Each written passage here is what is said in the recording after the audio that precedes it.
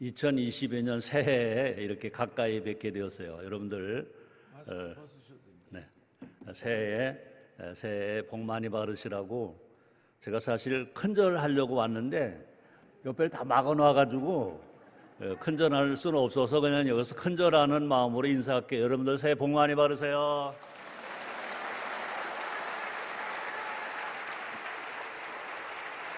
원장님이 나보고 마스크를 벗어도 된다 그러는데 제가 마스크를 벗으면 수염을 안 깎고 와가지고 또 원로 목사님인데 또 너무 또 그냥 할아버지 같아서 고민이 많아요. 사실 제가 또 목소리가 괜찮으니까 마스크를 써도 할 말은 다 할 수 있고 여러분 들으실 거는 다 들으실 거예요.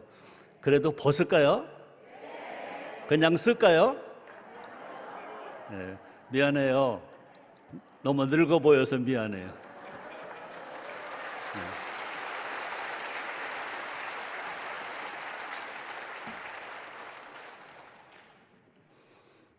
생각이 나요.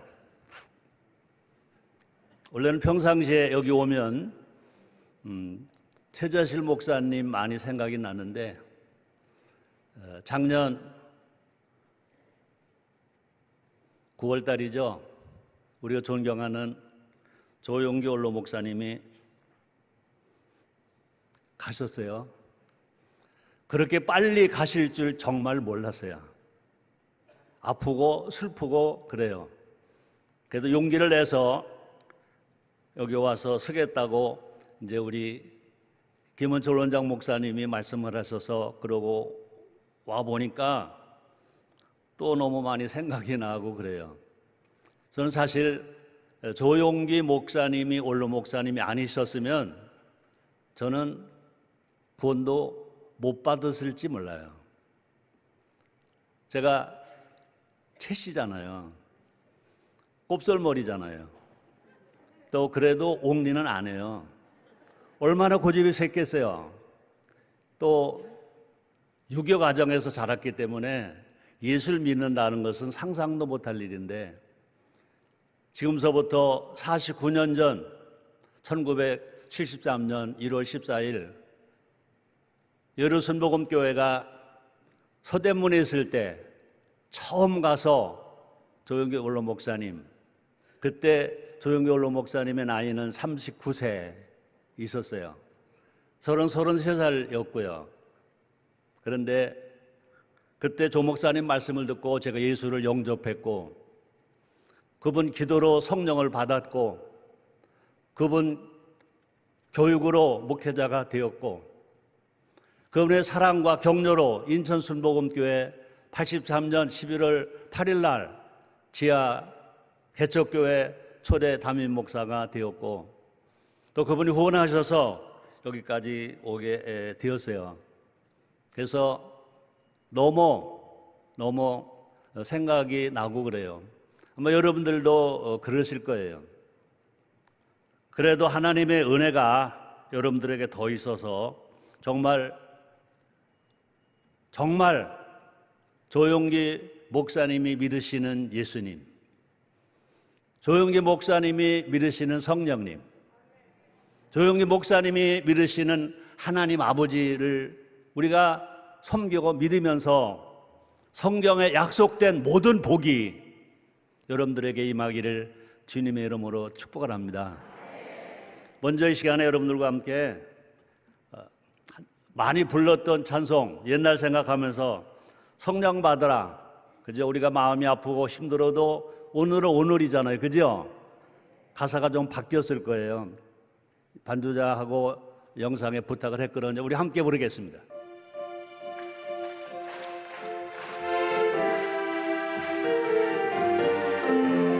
성령 받으라, 성령 받으라.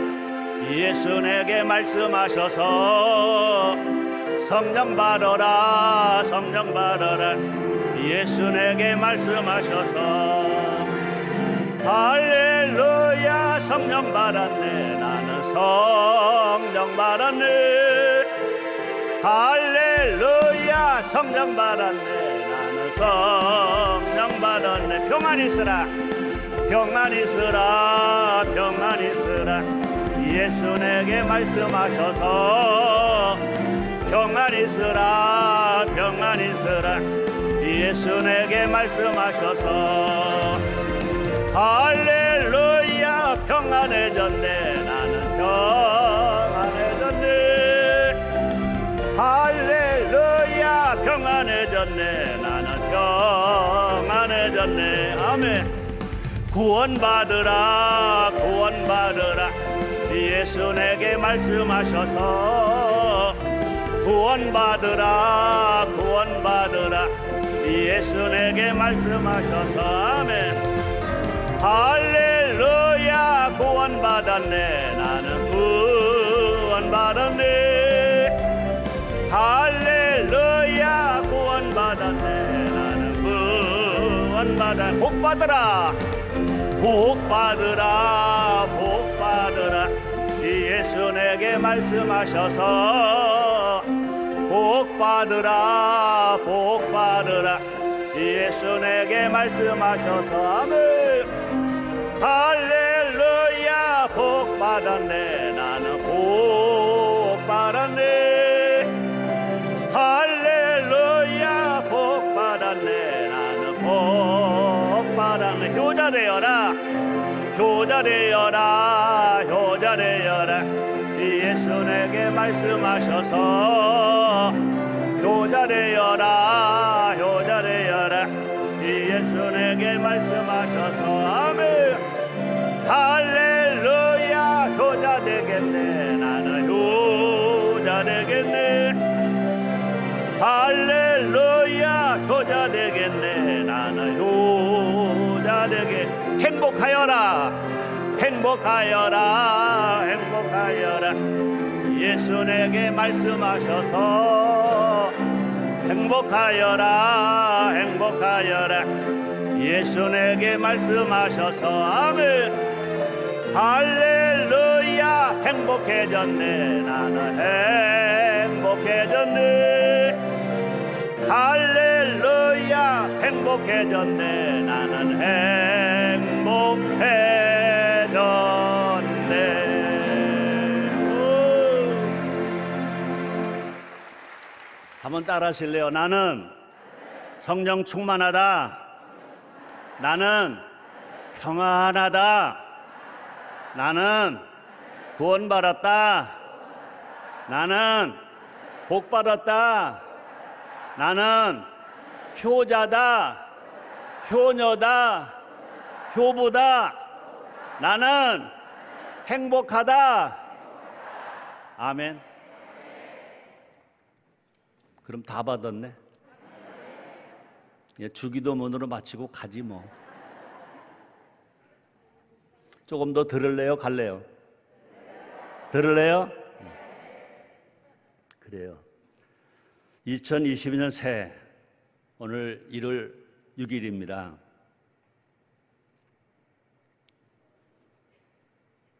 (1919년)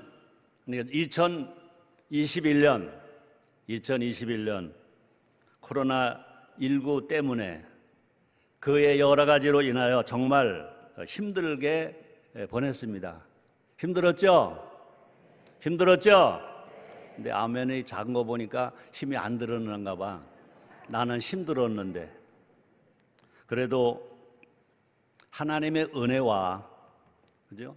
또 많은 의료진들의 희생과 또 온 국민들의 협조로 또 여러분들이 인내하고 기도한 그 은혜로 이만큼 이게 온 줄 믿습니다.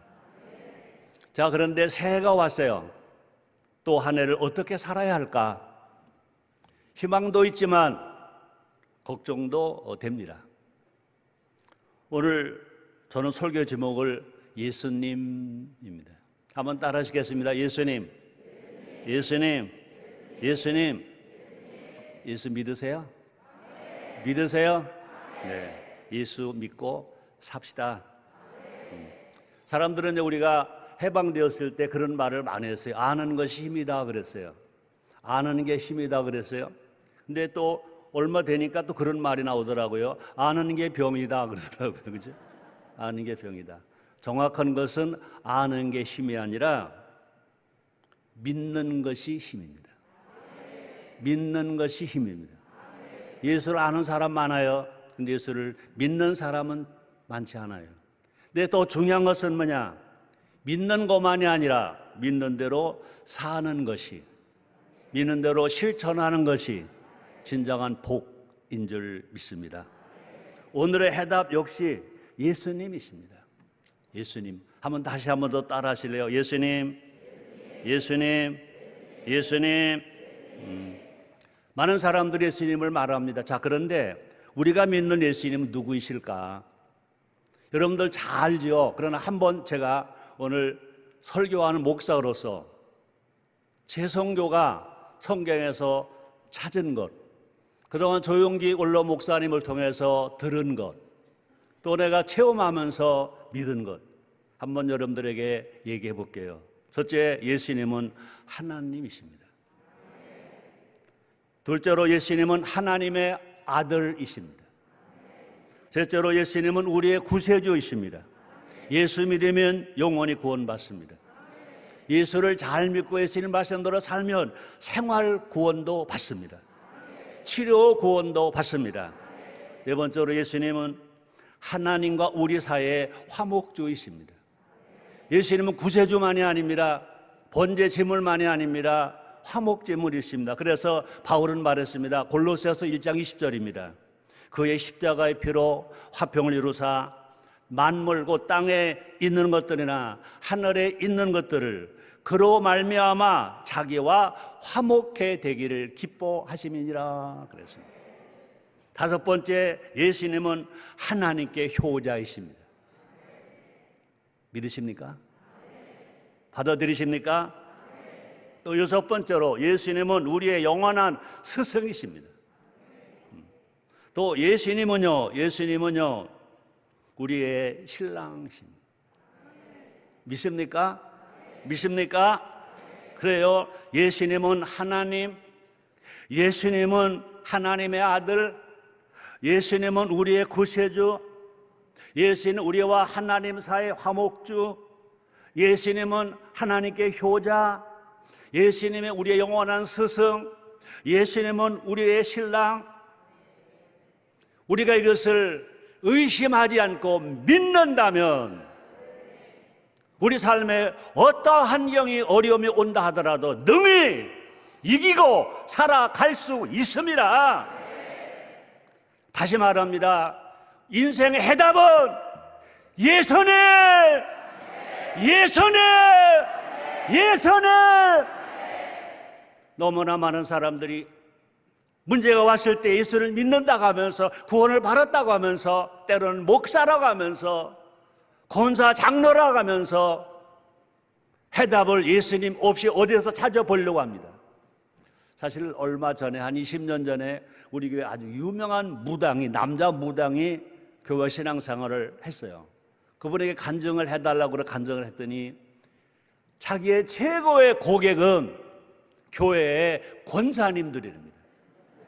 교회 권사님들이 연초가 되면, 어려움이 오면 자기들 자녀들 손자들 입시가 되면 다 자기한테 와서 점을 친다는 것입니다. 우리 예수님은 친히 말씀하십니다. 수고하고 무거운 짐진 자들아 다 내게로 오라. 내가 너희를 쉬게 하리라. 어떤 짐이 있습니까? 그 짐을 가지고 오늘 이 시간에, 오늘 우리는요 최성규 원로 목사 설교 들어온 거 아니에요. 예수님 만나러 왔으면 아멘 하시겠습니다. 한번 따라하세요. 나도 예수님 만나러 왔어요. 다시 한번 여러분에게 물어볼게요. 믿으십니까? 정말 의심 없이 믿으십니까? 아멘입니까? 그렇다면 내가 가끔 젊어서 많이 했던 말이 있어요. 오케바리! 난 오케바리가 뭔지 몰라요. 근데 어느 강사가 그러더라고요. 오케바리! 그러더라고요. 그래요. 만사가 오케이입니다. 만사가 형통입니다. 자, 그러면 예수님은 어떻게 사셨을까? 어떻게 사셨을까? 첫째로 예수님은 하나님을 아버지로 섬기셨습니다. 빌립보서 2장 6절로 8절 오늘 본문에 나옵니다. 그는 근본 하나님의 본체시나. 그러니까 예수님이 원래 누구시래요? 하나님. 하나님과 동등됨을 취할 것으로 여기지 아니하시고 오히려 자기를 비어 종의 형체를 가져 사람들과 같이 되었고, 누구와 같이 되었고? 사람들과 같이 되었고 사람의 모양으로 나타나셨음에 그랬습니다. 예수님은 하나님이십니다. 근데 이 땅에 우리를 구원하시기 위하여 하나님의 뜻을 이루어드리기 위하여 요한복음 3장 16절입니다. 하나님이 세상을 이처럼 사랑하사 독생자를 주셨으니 이는 저를 믿는 자마다 멸망하지 영생을 얻게 하려 하심이니라 말씀했습니다. 그렇습니다. 예수님은요 성부 하나님, 성령 하나님과 삼위일체로 동동하신 성자 하나님이신 것입니다. 그럼에도 불구하고 우리를 사랑하셔서 또 예수님은요 겸손하셔서 하나님을 아버지로 섬기셨습니다. 하나님 아버지 말씀에 순종하셨습니다. 예수님은요 제자들에게 이렇게 가르쳤습니다. 주기도문에서 하늘에 계신 우리 아버지여, 하늘에 계신 우리 아버지여, 하나님이신 예수님이 하나님의 아들인 것을 고백합니다. 그리고 우리에게도 너희들도 아들이라는 것을 우리에게 허락해 주셨습니다. 뿐만 아니라 그렇게 하나님을 아버지로 부르라고, 그렇게 기도하라고 예수님은 가르쳐 주셨습니다. 하늘에 계신 우리 아버지. 한번 따라 하시겠습니다. 하늘에 계신 우리 아버지. 예수님이 혼자 말씀하지 않았습니다. 예수님 하늘에 계신 내 아버지 그러지 않았습니다. 나에게도 아버지, 너에게도 아버지, 하늘에 계신 우리 아버지. 그뿐 아닙니다. 예수님은요 하나님 말씀에, 아버지 말씀에 항상 순종하셨습니다. 겟세마네 동산에서 기도하실 때 그 기도가 얼마나 힘들었습니까? 땀방울이 핏방울처럼 되었습니다. 십자가를 짊고 고통당할 것을 생각하니까 너무너무 어려웠어요. 그런데 예수님은 뭐라 말씀하십니까? 하나님 아버지, 할만하시거든 이제는 나에게서 옮겨 주옵소서.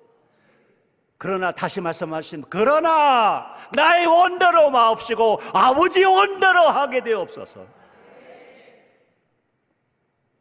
예수님이 십자가에 매달려 물가표를 다 쏟으시면서 죽으실 때도 아버지 원망 안 했습니다. 마지막으로 아버지를 부르시고 아버지에게 자기 영혼을 부탁합니다. 난 이 말씀 읽을 때마다 너무 감동이 돼요. 아시죠? 누가복음 23장 46절 말씀이십니다. 예수께서 큰 소리로 불러 가라사대 아버지여 내 영혼을 아버지 손에 부탁하나이다 하고 이 말씀을 하신 후에 운명하시다 라고 성경은 기록되어 있습니다. 둘째, 예수님은요 자기를 낳아주시고 길러주신 부모님을 공경하셨습니다. 하나님이신 예수님이, 하나님의 아들 되신 예수님이 공생에 3년 반 사시기 전에 또 30년 동안 마지막 십자가에서 고백하신 모습을 보면요 자기를 낳아주고 길러준 요셉 아버지 마리아 어머니를 공경하셨다는 것입니다. 예수님은요 10계명의 제5계명을 철저하게 지키셨습니다. 출애굽기 20장 12절 잘 아시죠? 네 부모를 공경하라. 그러면 너희 하나님 나 여호와가 내게 준 땅에서 내 생명을 길리라. 10계명 중에 제5계명이 대인계명 중에 첫 번째 계명이십니다. 또 예수님은요 가나 혼인잔치에서 예수님의 때가 이르지 않았음에도 불구하고 어머니 마리아가 하신 말씀을 들어서 물을 변하여 포도주 되게 만들어주시고 그 실패 만난 잔치를 행복한 잔치로 바꿔주시는 일까지 하셨습니다. 왜 그러셨습니까? 어머니 말씀에 순종했습니다. 또 예수님은 십자가에 매일 달리실 때에도요 제자 요한에게 누구를 부탁합니까? 어머니 마리아를 부탁합니다. 저 목사잖아요. 이제 원로 목사가 되었어요. 저는 효운동을 1995년도부터 시작했어요. 근데 우리 어머니는 1992년도에 돌아가셨어요. 제가 효운동하기 3년 전에 돌아가셨어요. 우리 어머니 돌아가시고 3년 후부터 제가 효운동을 시작했어요. 전 목회한다는 핑계로 어머니께 효 못했어요. 어머니 못 돌봐드렸어요. 어머니에게 넉넉한 용돈도 못 들어드렸어요. 우리 어머니가 가끔 그러세요. 내가 집에 전화 걸면 꼭 하신 말씀 한 가지예요. 밥 먹었어? 많이 먹었어? 많이 먹어.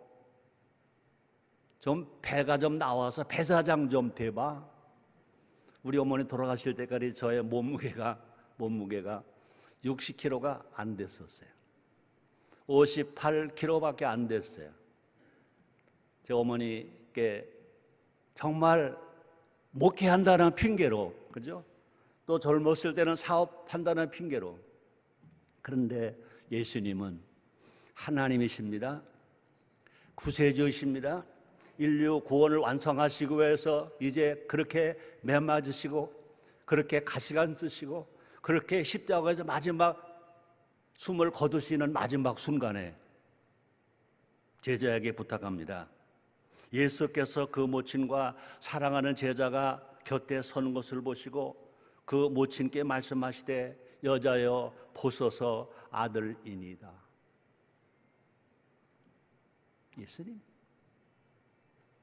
예수님 효자입니까? 안 효자입니까?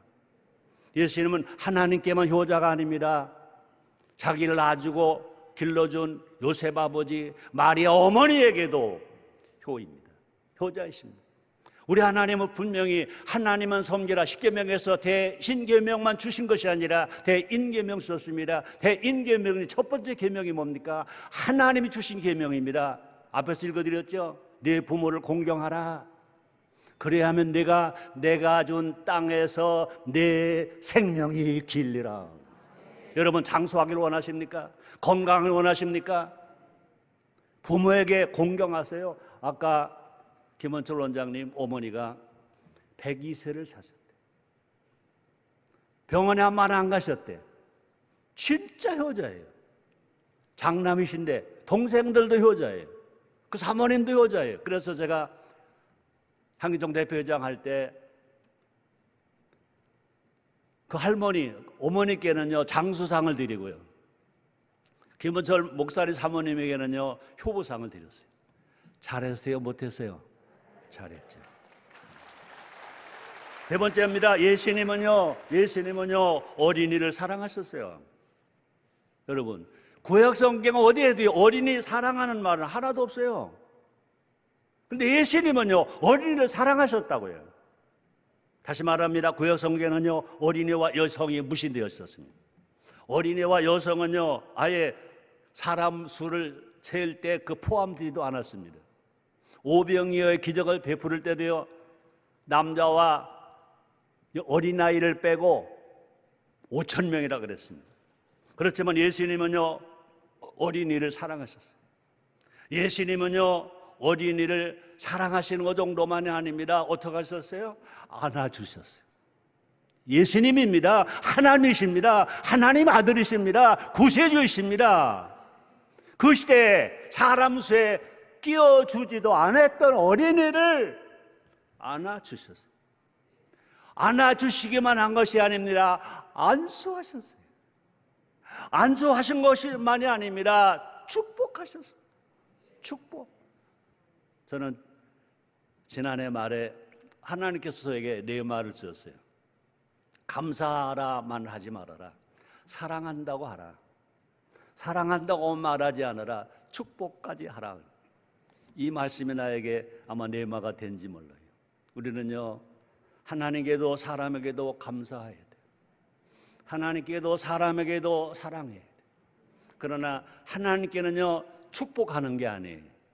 하나님은 그냥 복이시니까. 우리는요 사람에게 축복하는 겁니다. 자연에게 축복하는 겁니다. 때로는요 나에게 아픔을 주고 상처를 준 원수에게까지라도 축복하는 겁니다. 자, 그런데 예수님은요 그 당시에 무시되었던 어린아이를 안아주시고 안수해 주시고 축복하셨습니다. 성경은 말합니다. 마가복음 10장 16절입니다. 이것은 내가 설교하려고 하는 말이 아니에요. 내가 성경 말씀을 제가 여러분이 소개해 드리는 겁니다. 다시 볼까요? 그 어린아이를 안고 저희 위에 안수하시고 축복하시니라.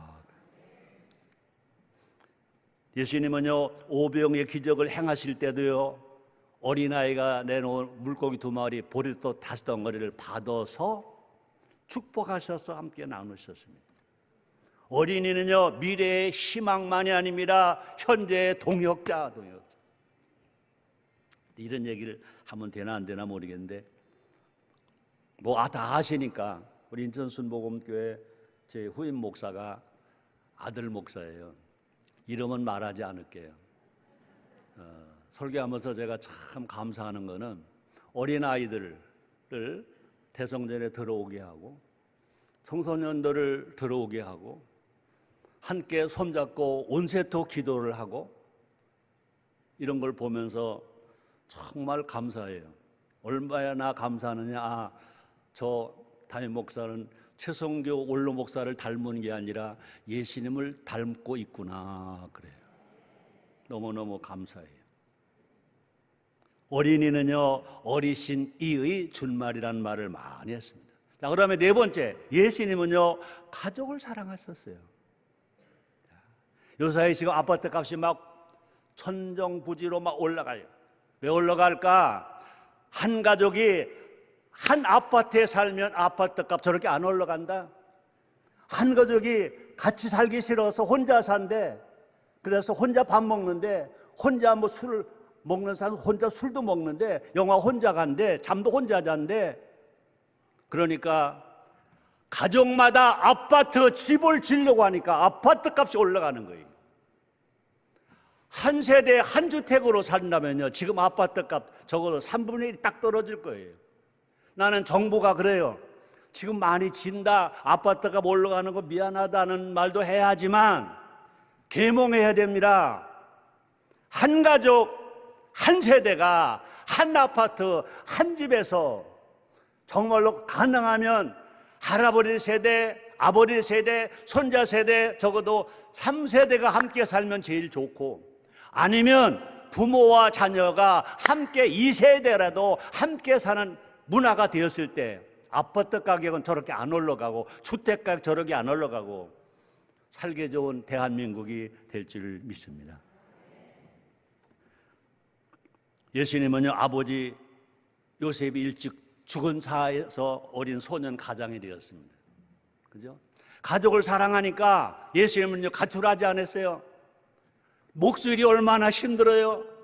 그럼에도 불구하고 아버지 요셉이 하던 목수일을 그냥 하는 거예요. 그래서 가족을 돌보는 겁니다. 어머니를 돌보는 겁니다. 동생들을 돌보는 겁니다. 가족은 하나님께서 인간의 행복을 위해서 에덴 동산에서 만드신 최초의 공동체. 성경에는요, 교회가 먼저냐 가족이 먼저냐, 분명히 가족이 먼저인 것입니다.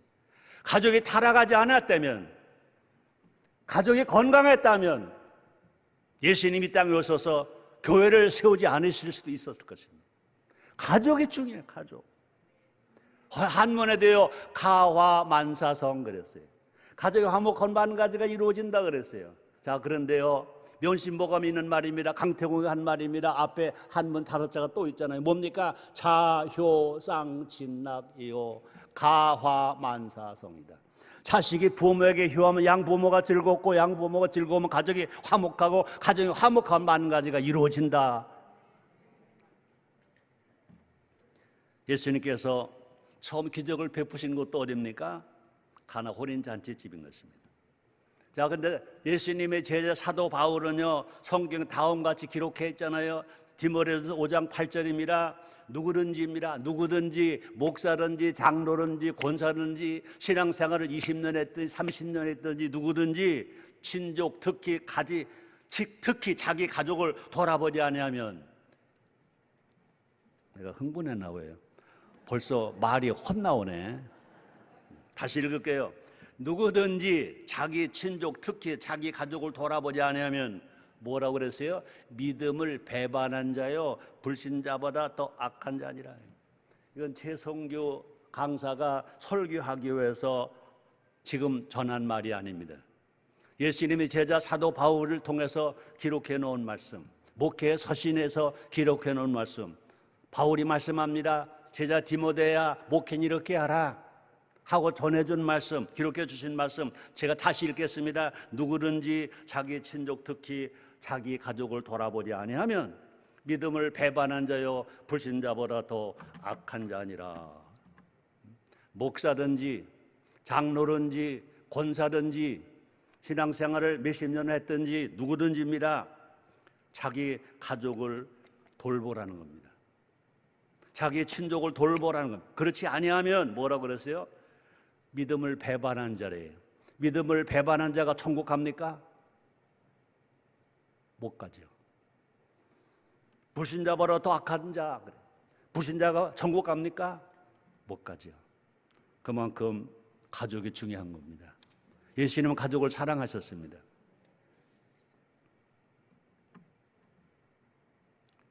오늘날 저출산 문제, 고령화 문제, 그다음에 혼자 사는 문제, 결혼하지 않는 문화로 인해서 인구가 지금 팍팍 줄어가고 있어요. 그뿐만이 아닙니다. 가족이 깨어져 가고 있어요. 인구 절벽으로 대한민국의 미래가 어둡기까지 합니다. 하나님은 아담과 하와를 직접 창조하시고 그 후에 모든 사람은 남자 여자가 결혼해서 출산을 통해서만 사람이 출생되도록 만들어 놓으셨습니다. 하나님은 절대로 단 한 사람도 다시 사람 만들지 아니하십니다. 아담과 하와를 지으시고 아담과 하와에게 이제 사람을 통해서 출산할 것을 말씀하셨습니다. 그러므로 출산이 생명운동입니다.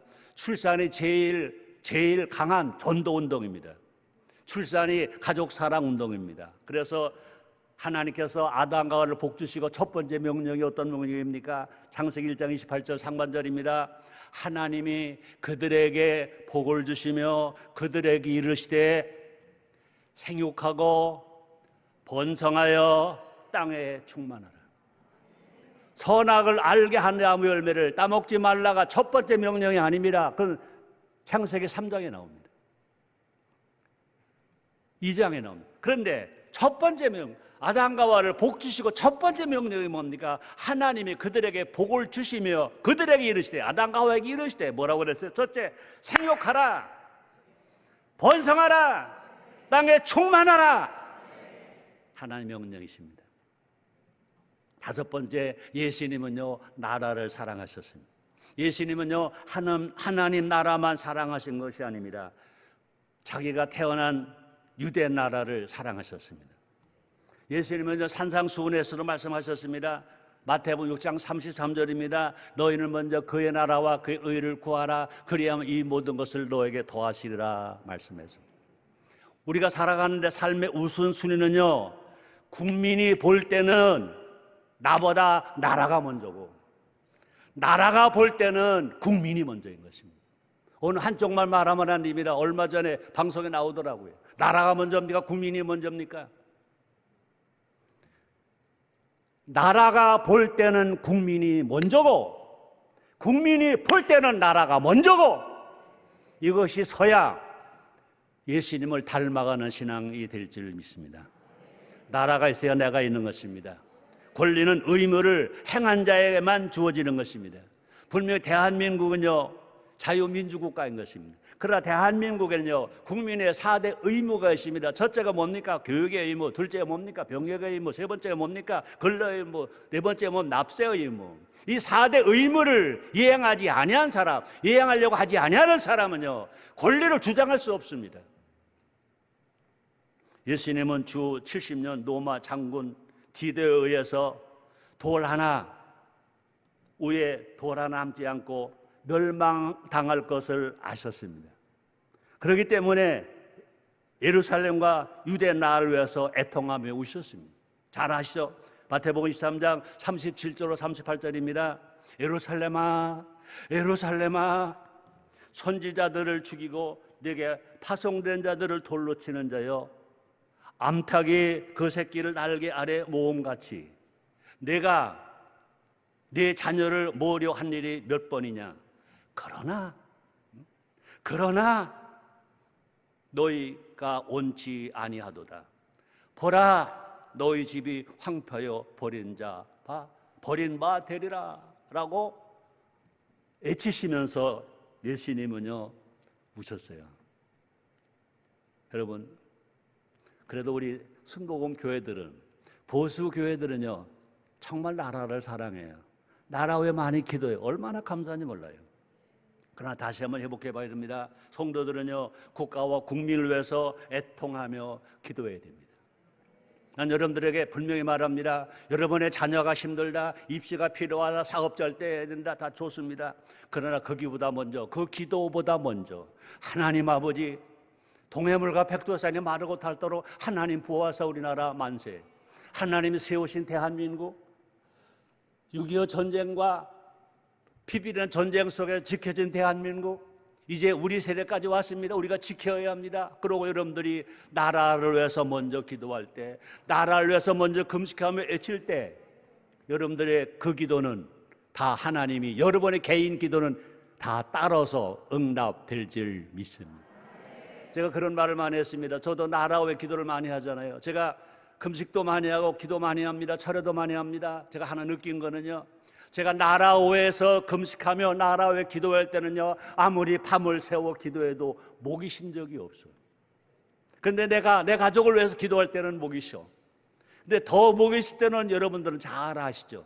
제가 신경질 부리면 목이 쉬어. 화를 내면 목이 쉬어. 그래서 가끔 내가 화를 내서 목이 쉰 걸 보면 여러분들에게 사과했잖아요. 여러분, 내가 화를 냈어요. 미안해요. 목이 쉬어서 설교를 제대로 못해서 미안해요. 그런 말을 했던 것입니다. 그렇습니다. 신앙이 뭐냐? 애국입니다. 천국 나라를 사랑하는 애국, 조국 나라를 사랑하는 애국. 우리는요 조국이 어디입니까? 대한민국. 여섯 번째, 예수님은요 자연도 사랑하셨습니다. 예수님은 성부 성령 하나님과 더불어서 천지를 창조하셨습니다. 창세기 1장 1절에 하나님이 세상을 창조하시니라, 거기에 성령이 수면에 운행하셨어요. 또 예수님, 하나님 말씀을 입을 열어서 전합니다. 빛이 있으라 하시면 빛이 있었어. 그러므로 에덴 동산을 창조하실 때 성부 하나님, 성령 하나님, 성자 예수님, 하나님 같이 계셨어요. 그러고 나서, 창조하시고 나서 아담과를 복주고 나서서 창세기 1장 28절 하반절에 하나님이 주신 명령이 있습니다. 땅을 정복하라, 바다의 고기와 공중의 새와 땅에 움직이는 모든 생물을 다스리라 하시니라 그랬습니다. 자연을 사랑하라는 겁니다. 환경을 보호하라는 겁니다. 그러나 아담이 범죄하여 자연도 함께 고통을 당하게 되었습니다. 그래서 사도 바울은 이렇게 말합니다. 로마서 8장 22절입니다. 피조물이 다 이제까지 함께 탄식하며 함께 고통하는 것을 우리가 아나니. 그러므로 예수님이 그렇게 자연을 지으시고 환경을 보호하신 것처럼 우리가 예수님의 제자된 우리들, 신부된 우리들이 어떻게 될까? 예수님처럼 우리는요 자연을 사랑하고 환경을 보호해야 될 것입니다. 오늘 국민일보 신문에 보니까 황의료 장로님이 특집 기사로 나왔더라고요. 우리 모든 기독교인들이 힘을 합쳐서 환경을 보호하자는 환경운동으로 나오더라고요. 저는 효운동합니다. 효운동, 7효운동 중에 6번째가 뭐냐? 자연사랑, 자연환경보호운동인 것입니다. 우리는요 끝을 모르는 이윤 추구의 욕망, 또 한계를 모르는 소비생활, 편리한 것에만 집착하는 태도를 우리는 버려야 될 것인 것입니다. 수돗물 한 방울 덜 쓰고, 전기 한 동 끄고, 휴지 한 장 줍는 것보다 덜 버리고, 우리가 자연을, 우리가 정말로 환경을 보호하는 것이 누구를 닮는 거냐? 예수님을 닮는 거요. 그것이 누구를 기쁘시게 하는 거냐? 하나님이 지으신 자연을 우리가 훼손하지 않기 때문에 하나님이 기뻐해 주실 줄 믿습니다. 그럼 우리도요 자연을 사랑하고요 환경을 보호해야 될 것입니다. 다시 말합니다. 우리 생활에서 작은 것부터 아껴야 될 것입니다. 잘 아시죠? 예수님은요, 물고기 2마리 버려도 5덩어리를 가지고 남자만 5,000명, 부녀자가 수만 명을 먹었다고 그랬습니다. 그러고 나서 실컷 배불리 먹고 난 후에 예수님이 하신 말씀이 있습니다. 요한복음 6장 12절입니다. 저희가 배부른 후에 예수께서 제자들에게 이르시되 남은 조각을 거두고 버리는 것이 없게 하라. 물고기 2마리 버려다 5덩어리, 이 작은 것 가지고 어린 소년이 한 번 먹을 음식을 가지고 남자만 5,000명이 먹었어요. 부녀자까지 수만 명이 먹었습니다. 근데 그래야 하면 됐지. 예수님이 말씀하십니다. 먹고 남은 것 버리지 말아라. 거두어라. 저는 그런 생각이 나요. 우리가 초등학교 다닐 때 소풍 가잖아요. 이제 한 4시쯤 되면 선생님이 호루라기를 붑니다. 호루라기 불어요. 가자 그래요. 그리고 뭐라고 말씀하십니까? 가져온 휴지 하나도 버리지 말고 다 걷어가지고 가자 그래요. 기독교인들 모임이 10만, 50만, 100명 모임 마지막 광고가 뭡니까? 여러분들 기독교인의 긍지를 보여줍시다. 가지고 온 휴지 신문종이 깔고 있었던 거 다 하나도 두고 가지 말고 가지고 갑시다. 누굴 닮아간 겁니까? 예수님을 닮는 거 아닙니까? 먹고 남은 것을 거두고 버리는 것이 없게 하라. 자연을 사랑하는 겁니다. 여러분, 환경운동을 누가 먼저 해야 돼요? 교회가 먼저 해야 돼요. 하나님의 아들 된 우리가 먼저 해야 돼요. 하나님 아버지를 섬기고 우리가 먼저 해야 돼요. 예수님의 제자가 되고 예수님의 신랑 된 우리가, 교회가 먼저 예수님처럼 자연을 사랑해야 할 줄 믿습니다. 7번째, 예수님은 이웃을 사랑하고 봉사하셨습니다. 이웃을 사랑하고 봉사하셨습니다. 기독교 신앙은 하나님만 사랑하는 것이 아닙니다. 기독교 신앙은 사람도 사랑하는 것입니다. 예수님은요, 하나님 아들이고 하나님이신데, 하나님 효자이신데 하나님만 사랑하라 하지 아니하셨습니다.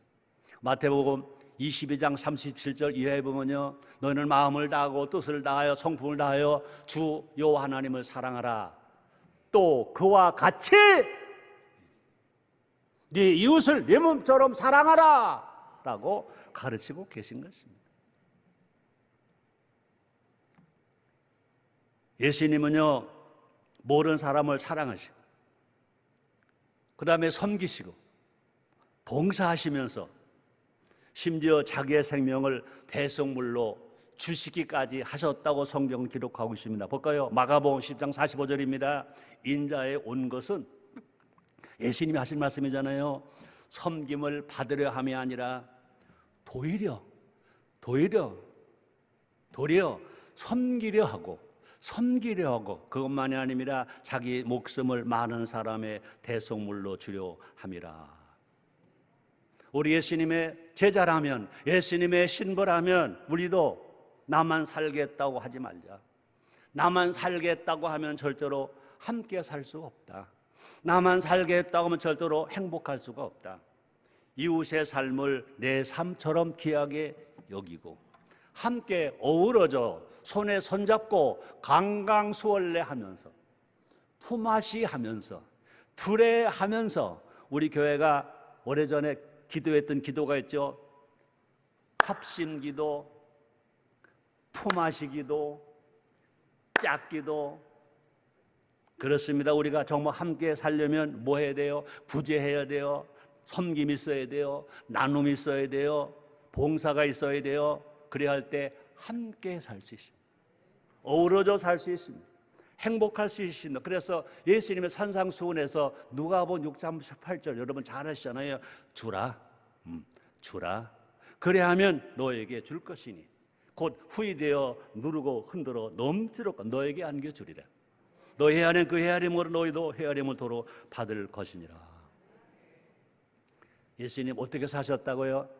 하나 더 할게요. 8번째.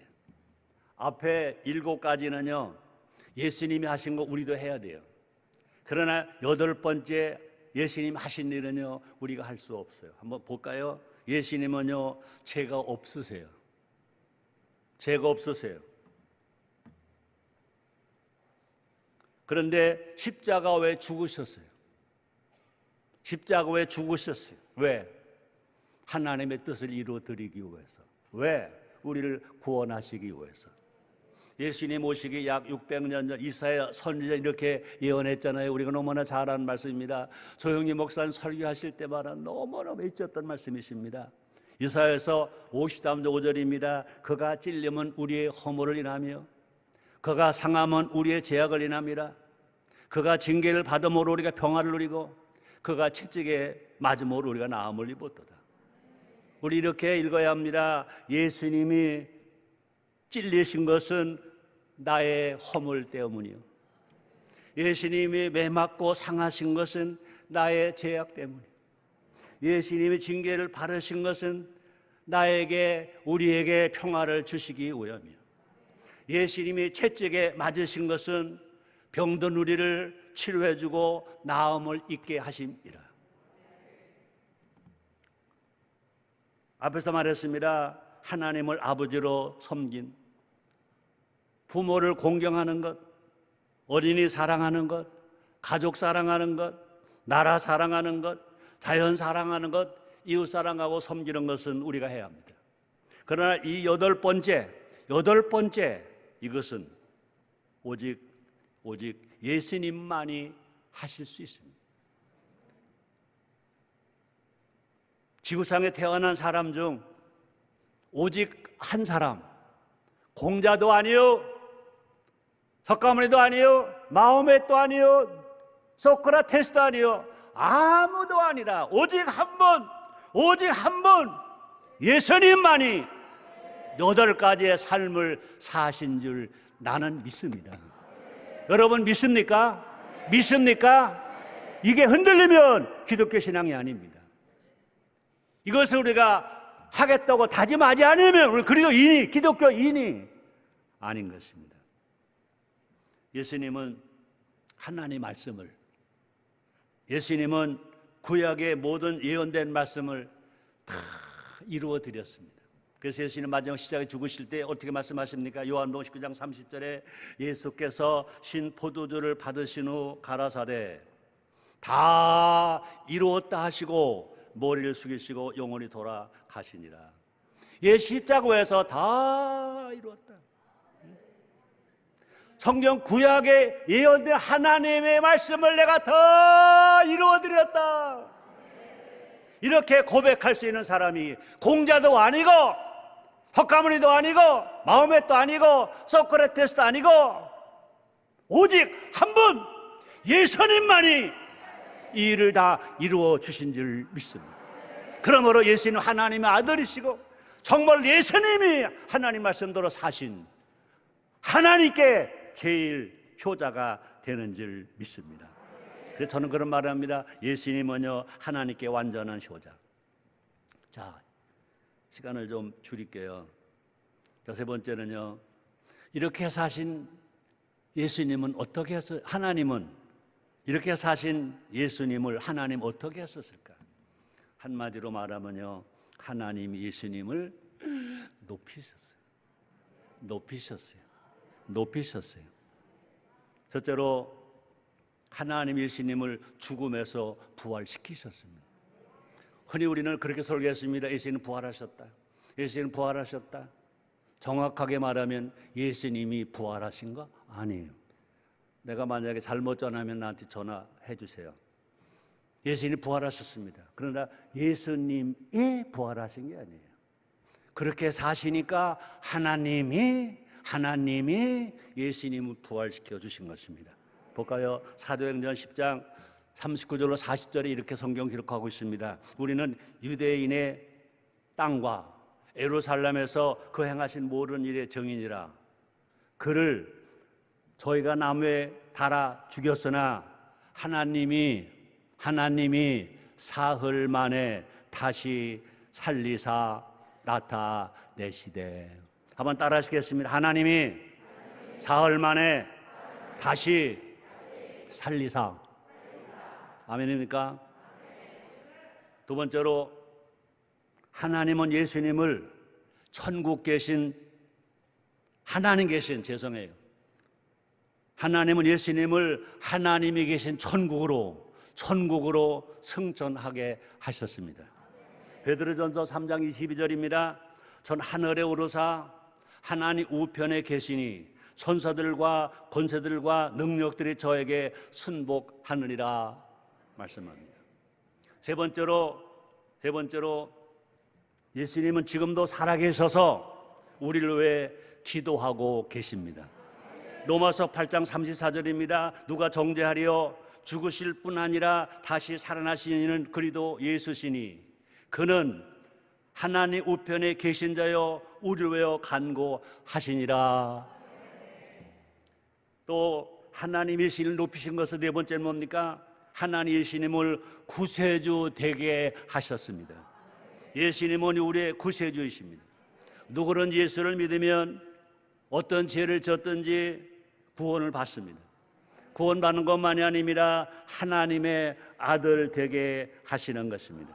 하나님 아들. 우리도 그러면 예수님처럼 살아야 될까요? 안 살아야 될까요?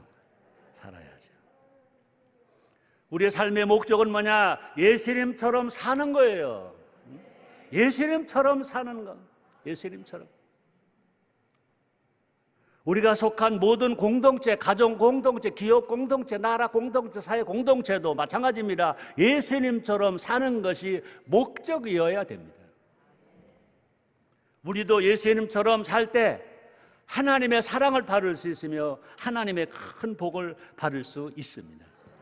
시간이 좀 갔지만 예수님처럼 이 가사를 조금 바꿔서 양해를 구해서 바꿨는데 한 절로 되어 있거든요. 한번 같이 불러봐요.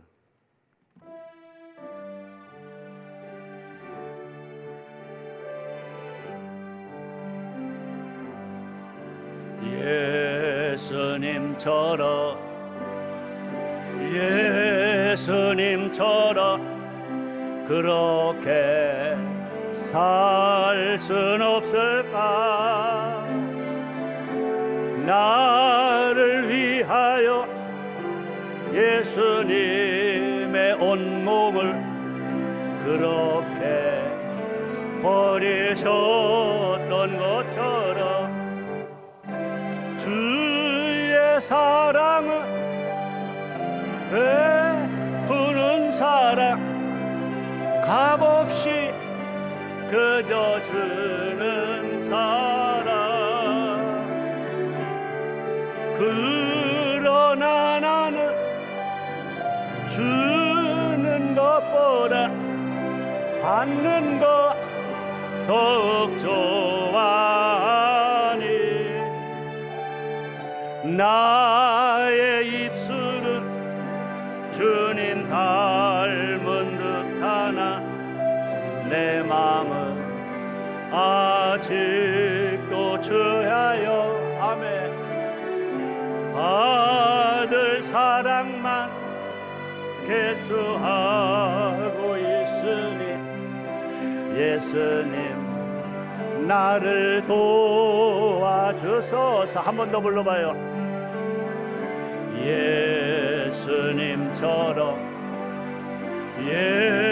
예수님처럼 그렇게 살 순 없을까? 나를 위하여 예수님의 온몸을 그렇게 버리셨던 것처럼 주의 사랑을 베푸는 사랑함에 값없이 그저 주는 사랑 그러나 나는 주는 것보다 받는 것 더욱 좋아하니 나의 입술은 주님 닮은 듯하나 내 마음은 아직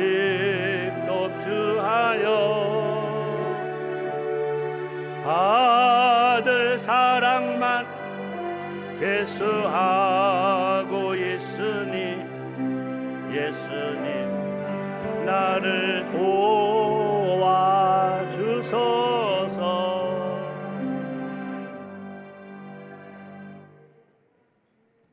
우리가 이렇게 예수님처럼 살면, 난 이렇게 생각해 봤어요. 첫째, 우리도 예수님처럼 부활한다. 우리는 일반 교회에서는요, 마리아가 알고 마르다가 아는 것처럼 예수님이 다시 오시면 부활할 것을 알고 믿었어요. 근데 조용희 목사님이 주신 메시지는 그 두말할 것도 없고, 예수를 잘 믿으면, 하나님의 사랑받는 삶을 살면 이 땅에 사는 동안에도 영혼이 잘 된 것처럼 범사가 잘 된다, 강건하게 된다, 치료를 받는다. 이 응답이 오늘 이 자리에서 여러분들에게 있기를 주의 이름으로 축복합니다. 그래서는 살아서도 부활한다, 생활 속에서 부활한다, 질병이 치료로 부활한다, 가난이 부여로 부활한다, 고난이 해결로 부활한다. 코로나19에서도 코로나19와 함께 위드 코로나가 아니라 위드 행복한 가정, 위드 좋은 교회, 위드 대한민국으로 살아간다. 그래서 로마서 8장 11절에서 바울은 이렇게 말했잖아요. 예수를 죽은 자 가운데서 살리신 이의 영이 너희 안에 거하시면, 그래도 예수를 죽은 자 가운데서 살리신 이가 너 안에 거하시는 그의 영으로 말미암아 너희 죽을 몸도 살리시리라. 불치에 죽을 병이십니까? 암병에 죽을 병이십니까? 걱정하지 마세요. 이 땅에서 치료받아요. 응답돼요. 해결돼요. 뿐 아니라 마리아와 마르다가 믿는 것처럼 죽어서도 부활합니다. 언제? 예수님 재림하실 때. 그래서 요한계시록 20장 6절에 보니까 이 첫째 부활에 참여하는 자들은 복이 있고 거룩하도다. 둘째 사망이 그들을 다스리는 권세가 없고 도리어 그들이 하나님과 그리스도의 제사장이 되어 천년 동안 그리스도로 더불어 왕노릇하리라. 둘째로 우리도 천국 갑니다. 살아서도 천국을 경험합니다. 이 땅에서 건강하게, 이 땅에서 기쁘게, 이 땅에서 평안하게, 이 땅에서 행복하게 사는 것, 이 땅에서 누릴 천국 경험인 줄 믿습니다. 산상수훈에서 예수님 말씀하십니다. 마태복음 5장 3절, 심령이 가난한 자는 복이 있나니 천국이 저희 것이며. 이건 죽어서 가는 천국이 아닙니다. 이 땅에서 누리는 천국. 또 마태복음 5장 8절입니다. 마음이 청결한 자는 복이 있나니 저희가 하나님을 볼 것이며. 천국 가서가 아닙니다. 이 땅에서 하나님을 보고 이 땅에서 천국을 누리며 함께 살게 될 것입니다. 물론 죽어서도 천국 갑니다. 그래서 디모데후서 4장 18절입니다. 주께서 나를 모든 악한 일에서 건져내시고 또 그의 천국에 들어가도록 구원하시리니 그에게 영광이 세세 무궁토록 있을지어다. 여러분, 예수 믿으면 천국 갑니다. 아멘입니까? 시간이 가서 이걸 읽어드릴까 말까. 내 뒤에 걸 줄이더라고. 이걸 읽어드릴게요. 우리가 죽어서 가는 천국이 어떤가 볼까요? 요한계시록 21장 1절로 7절입니다. 잘 들으세요. 또 내가 새 하늘과 새 땅을 보니, 우리가 죽어서 갈 천국이에요. 여러분만 가는 게 아니라 나도 가요. 나만 가는 게 아니라 여러분도 가요. 우리 장로님들 많이 오셨는데 장로님들 가는데요. 이게 우리가 죽어서 갈 천국이에요. 다시 볼게요. 또 내가 새 하늘과 새 땅을 보니 처음 하늘과 처음 땅이 없어졌고 바다도 다시 있지 않더라. 또 내가 봄에 거룩한 성 새 예루살렘이 하나님께로부터 하늘에서 내려오니 그 예비한 것이 신부가 남편 외에 단장한 것 같더라. 내가 들으니 보좌에서 큰 음성이 나서 가로되 보라 하나님의 장막이 사람들과 함께 있음에 하나님이 저희와 함께 거하시리니 저희는 하나님의 백성이 되고 하나님은 친히 저희와 함께 계셔서 모든 눈물을 그늘에서 씻기심에 다시 사망이 없고 애통하는 것이나 곡하는 것이나 아픈 것이 다시 있지 아니하리니 처음 것들이 다 지나갔음이라. 보좌에 앉으신 이가 가라사대 때 보라 내가 만물을 새롭게 하노라 하시고 또 가라사대 때 이 말은 신실하고 참되니 기록하라 하시고 또 내게 말씀하시되 이루었다다. 난 알파와 오메가여 처음과 나중이라. 내가 생명수 샘물로 목마른 자에게 값없이 주리니 이기는 자는 어떤 자는 이기는 자는 이것들을 유업으로 얻으리라. 나는 저희 하나님이 되고 그는 내 아들이 되리라. 오늘 신년 연초에 오살레 제자실 금식기도원에 와서 기도하는 여러분들은 예수 믿었죠? 구원 받았죠? 주님 오시는 그날까지, 여러분 생명 끝나는 그날까지 포기자가 아니라 실패자가 아니라 이기는 자 되기를 주의 이름으로 축복합니다. 세 번째로 우리의 기도가 응답됩니다. 금식기도 응답됩니다. 철야기도 응답됩니다. 합심기도 응답됩니다. 품앗이기도 응답됩니다. 새벽기도 응답됩니다. 인천에서 우리 오신 성도님들 온세토 기도 응답됩니다. 요한계시록 8장 4절 이 말씀을 읽을 때마다 얼마나 감사한지 몰라요. 향연이 성도의 기도와 함께 천사의 손으로부터 하나님 앞으로 올라가는지라. 향연이, 저는 은사 중에 하나가 요새는 그걸 별로 체험을 좀 덜 하는데 제가 정말로 감사해서 손들고 기도하면요 향치가 있어요. 그 향은 세상에 어떤 고급 향도 없는 향이에요. 그 향이 나에게 막 향치가 나요. 그래서 나는 이 말씀을 믿어요. 향연이, 성도의 기도가 하나님께는 향연이 되어 올라가는 거예요. 천사의 손으로부터 하나님 앞으로 갔다가 드려지는 거예요. 여러분 믿으세요? 믿으세요? 여러분의 기도는 하나로 땅에 안 떨어져요. 천사가 받아요. 향연이 되어 하나님 앞에 갔다가 올려드려요. 그래야만 하나님이 들으시고 응답을 하세요. 다니엘 기도는 20일이 대응답되었지만 그것을 마귀가 사탄이 막았어요. 하나님 벌써 응답을 하셨어요. 기다리세요. 믿으세요. 그대로 이루어지게 될 것입니다. 네 번째 마지막으로 하나님은 효자에게 큰 복을 주세요. 예수님에게만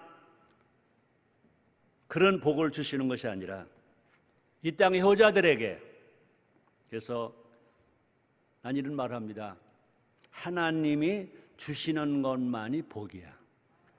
내 힘으로 얻은 것, 내 힘으로 버는 것, 내 힘으로 가진 것, 그것은 소유일 뿐이야. 물질의 소유, 권세의 소유, 그죠? 이 소유일 뿐이야. 그것이 절대로 복은 아닙니다. 대통령 됐어요. 대통령 소유예요. 재벌 됐어요. 소유예요. 많은 지식 가졌어요. 학벌 좋아요. 소유예요. 그것이 복은 아니야. 대통령의 복은 아니야. 재벌이 복은 아니야. 건강 자체만이 복은 아니야. 그래서 소유한 거죠. 진정한 복은 뭐냐? 하나님이 주신 게 복이야. 하나님이 주신 게 복이야. 근데 여러분, 저 다시 말합니다. 복보다 더 귀한 것은 뭐냐? 행복이야. 행복입니다. 하나님 주신 복을 혼자 쓰지 아니하고 나눠주고 베풀어주고 칠호하며 살아가면 우리에게 뭐를 주시느냐? 하나님은 복을 주시는 겁니다. 우리가 성령 받으라 했죠. 성령 받으라, 평안히 있어라, 구원받으라, 복받으라 까지 하지 아니하고 그 다음에 효도하여라. 맨 마지막에 행복하여라. 복받은 사람 많아요. 근데 효도하는 사람 작아요. 효도하는 사람 작으니까 행복한 사람 작아요. 함께 사는 가정이 얼마 없다는 거예요. 얼마나 마음이 아픈지 몰라요. 정말 우리가 사람도 앞에서 말했죠. 성경 치료로 살면 가정이 행복해요. 학교가 행복해요. 사회가 행복해요. 경제가 행복해요. 나라가 행복해요. 교회가 행복해요. 사도행전 2장 40절입니다.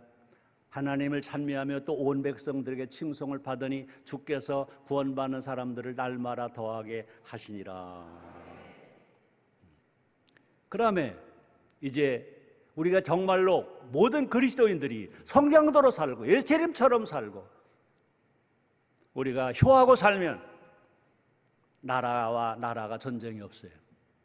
그래서 이웃을 사랑할 수 있고요.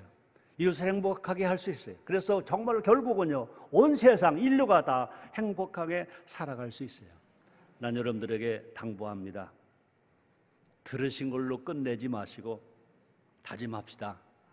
그렇게 살겠다고. 오늘 저는 그런 말 했습니다. 34년 전에 1988년도 1월 첫 주 우리 교회 설교 제목이요, 작심 365일이었어요.